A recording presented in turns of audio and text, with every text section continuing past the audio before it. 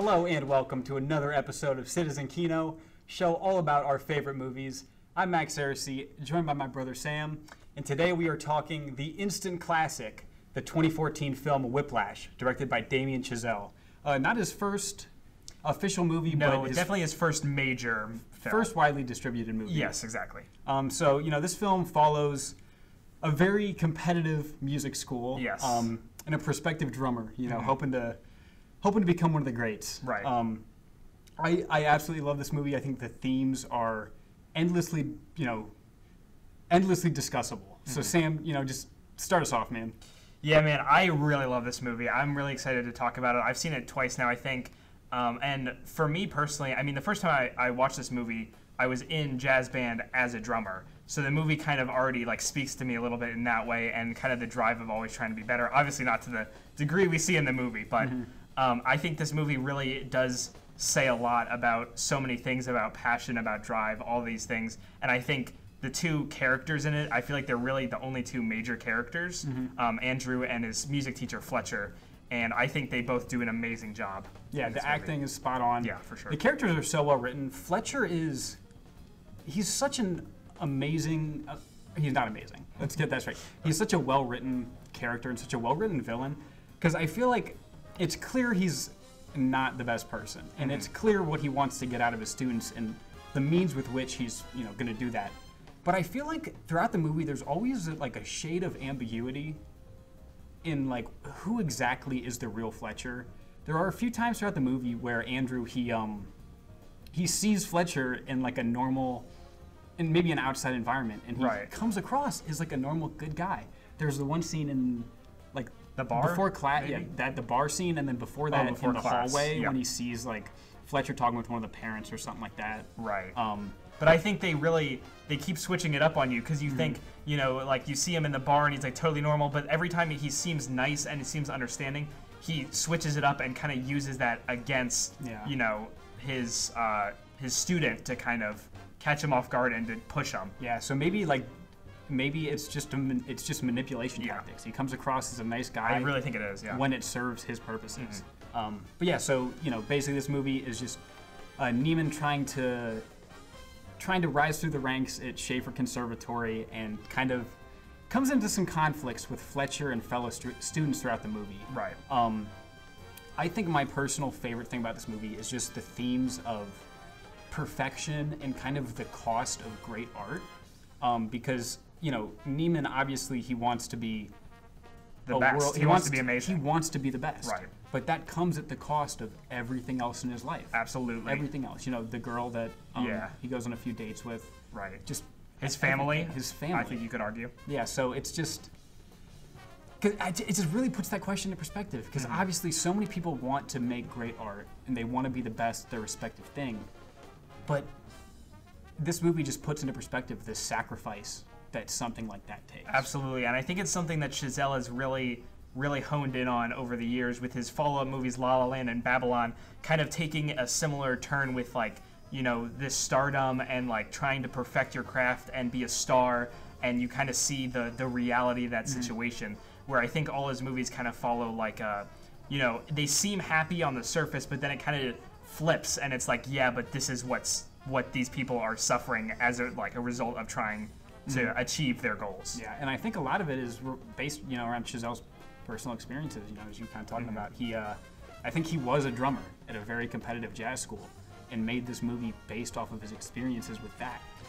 And I think it carries over into his filmmaking career, because listen, if you want to be an Academy Award-worthy film director, the commitment is the same as it would be for Neiman with the drums. Oh, absolutely, yeah. You're waking up at 5 in the morning, you're working until...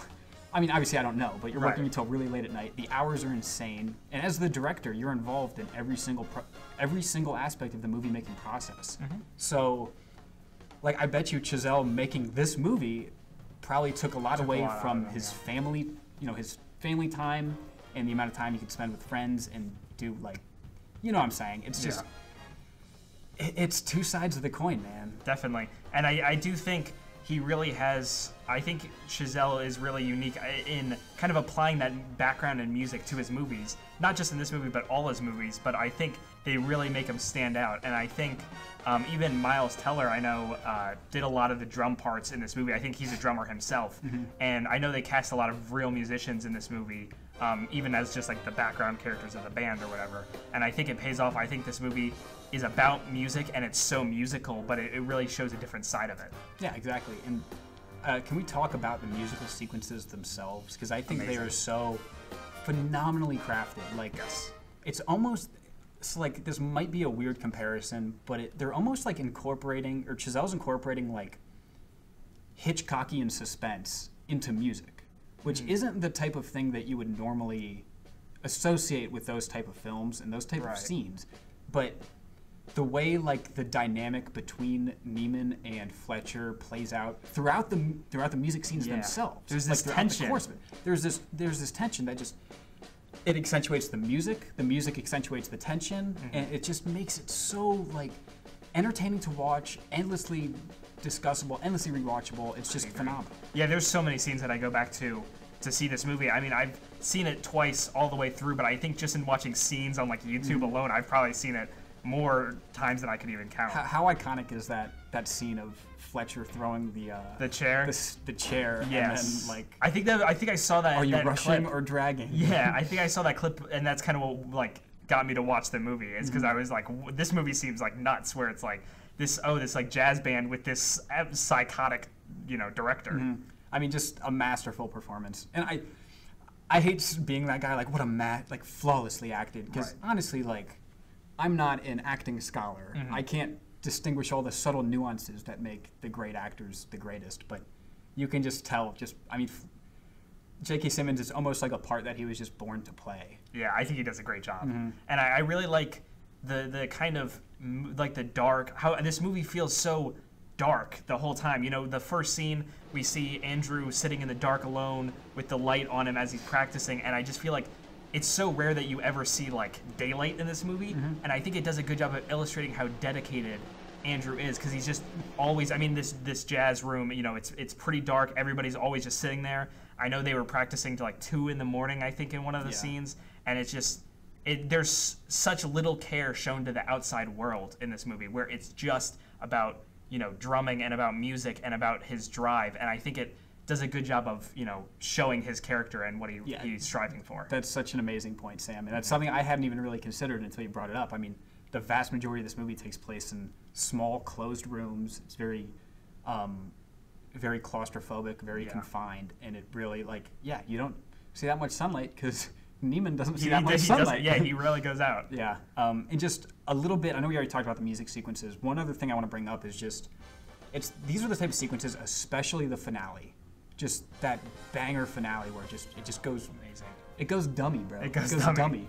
Truly. And I just want to point out, like, that's the type of scene that you watch or I watch, and I'm just so impressed that they were able to actually make that. Yeah. It's the same feeling I had throughout most of the Batman, like the car chase, for example. Some of those scenes and some of the shots are just so like just the amount of work that went into these musical sequences. I mean, you spend 1/10 of a second on a single shot, and then you move on, and just timing it all up and editing, like the continuity is a big issue. For sure. And it speaks to how impressive it is, considering it's literally just one room focused on this one guy playing drums, yet it's still so impressive how they're always, they're moving the camera, they're cutting back and forth, but it all looks fluid, and it looks like, he's like, I think they do a good job, even though there's a few times that I'm like, I think for the most part they're good at making it look like he's actually playing the part, which is rare with a lot of these movies. I think there's so many music sequences in movies and TV shows where you're just like, you can tell they're obviously not playing it and they're just kind of doing whatever. But I think this movie is really impressive in that regard. So as a drummer yourself, Sam, you would give it the seal of approval? It's definitely the best I've seen drums like played in a movie, and I think that a lot of that probably comes from Miles being a drummer himself. Miles Teller, the actor who plays Andrew Neiman. I know some of the very complex parts that he didn't play, but some of the more simple stuff. And like I said, there were a few parts in that final sequence especially where I could kind of tell it was a little off, but I was impressed. And like as a normal, non-musically Yeah, could you even not tell? knowledgeable, I could not tell Yeah. a single thing. So I thought, from my perspective, it was really well done, and the fact that you agree with that just speaks volumes. So I know J.K. Simmons won an Oscar for this performance. Best supporting character? I don't remember. I'm sure they were nominated for some others. I don't remember if they won or not. I'm sure screenplay was nominated. Yeah. All that stuff is honestly irrelevant anyways. Right. But it's nice that this movie, the industry took notice of it. Yeah, and I think even today it's widely recognized on a lot of internet circles as being one of the top of the line movies. Yeah. So one thing I want to talk about with this movie, Sam, is obviously I personally think I understand it, but I think for a lot of people it's very open to misinterpretation, especially with regards to the ending. Yeah, I completely agree. Because in a sense, like, you watch the ending and it almost can come across as like Andrew earning Fletcher's approval and finally, it's all worth it. It's all paid off. He put in the work and he got the results. And I think a lot of people mistake it as a happy ending. Mistake it as a happy ending. Yeah. That this type of behavior from Fletcher is acceptable because it got the results in the end. So I think that's a really fascinating aspect of the movie. That it's troubling that so many people probably misinterpret it because, and this isn't an original thought. I remember watching a video on the movie and somebody pointed this out. But if you Google Whiplash quotes, the first one that comes up is Fletcher saying, "There are no two words in the English dictionary more harmful than good job." Good job, yep. And if you understand that in the context of the movie, Fletcher's not necessarily supposed to be portrayed as being in the right. That's not necessarily what Chazelle is saying, but for a lot of viewers, I think that's the case. Yeah, I thought that when I saw this movie, I really had to think about the ending for a while, but I think the more you think about this movie, it's like, it is very much so a tragedy, and just like how kind of the villain wins almost. And I know it's weird to use these words in a movie like this, but that's how I see it. It's like the villain won in the end, and it may seem like, Andrew finally got what he wants because he's this amazing drummer and is probably going to be widely recognized and go on to have a long career or whatever, but at what cost? I mean, he pretty much forsaked his humanity. Yeah, exactly. So I think there was an interview with Chazelle speaking on the ending and this kind of same topic. And I think he said something like he wanted to write like the happiest sad ending possible, something like that. And yeah, it's Fletcher really, he wins. Right. He gets exactly what he wants. And I think one of my favorite parts in that ending is the final shot on his dad watching through the doors as he's just going crazy on the drums, and he's just like, his face just kind of like says like terror to me. I'm so glad you brought that up. That is, when I watched it, that was one of the single most like distinct shots, one of the single most powerful shots, because you would think they cut to a shot of his dad when he's going crazy on the drums. You think it would be a look of like amazement, like, oh my, he's worked so hard, he's doing so great, but it's more a look of terror. Yeah, I mean, he's probably just thinking, I just lost my son pretty much to this craft, I guess. Yeah, so it's just, I mean, it's so stinging fascinating to me. I could discuss this movie all day long. Granted, that's something I said about every movie that we talk about, but that's why we're talking about him in the first place. Yeah, exactly. So I actually want to bring in a different movie to this discussion real quick. Okay. The recent movie, The Banshees of Inisherin. Honestly, a movie that I would love to do an episode on in its own right, but I don't think that's going to happen, so let's just maybe incorporate it a little here. Go for it. But I just want to talk about it because it brings up very similar themes. Obviously, the core concept of the movie is these two really close friends, and all of a sudden one of them just doesn't want to be friends anymore. They just, friendship over, stay away from me, don't talk to me, this is it. And the reasoning behind that is because this guy, he feels that he's spending so much time with this friend just with doing meaningless things, meaningless conversation, aimlessness. So he wants to have like a more greater meaning to his life. So now instead of spending this time hanging with his buddy, he's trying to write music that'll be remembered, and he's trying to make a lasting impact. So I think these themes are very similar because the two main characters in this movie, Brendan Gleeson, the one who wants to be kind of remembered, and Colin Farrell, they represent the two sides of this argument that we see in Whiplash. One side of Brendan Gleeson's side, those are the actors' names, by the way. I'm sure people have picked up on that. But Brendan Gleeson, he's the side that he's not as interested in the moment-to-moment experiences of life. He wants to be remembered. You know, He cares about his legacy. he cares about his legacy. In his eyes, 100 years from now, who's going to care about all these random conversations that he's had? He wants his music to live on. Meanwhile, Colin Farrell's character is like, who cares about any of that stuff? I'm here for only so long. I'm going to have a good time, you know, making memories and doing things that I enjoy doing. And I think, and granted, that's a movie that I don't think it comes to a definite conclusion one way or the other. I think the filmmaker there, Martin McDonagh, is probably speaking on his own experiences in the same way that Chazelle is too. But feel free to jump off and talk more about this movie if you want to, Sam, about Banshees. But I just wanted to bring it up because I think these movies, they're so different in setting and honestly even in plot.